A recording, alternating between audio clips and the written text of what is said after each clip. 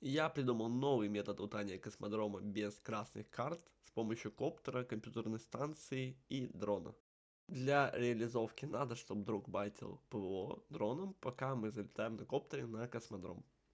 Другу надо забайтить ПВО так, чтобы в момент байта мы смогли залететь на космодром.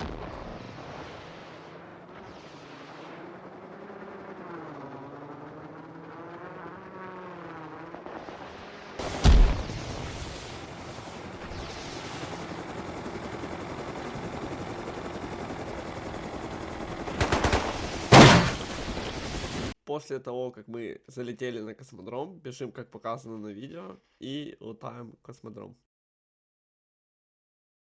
После того, как мы залутали космодром, спускаемся и возвращаемся к коптеру. Ставим коптер, как показано на видео. Просим друга забайтить ПВО и спокойно вылетаем.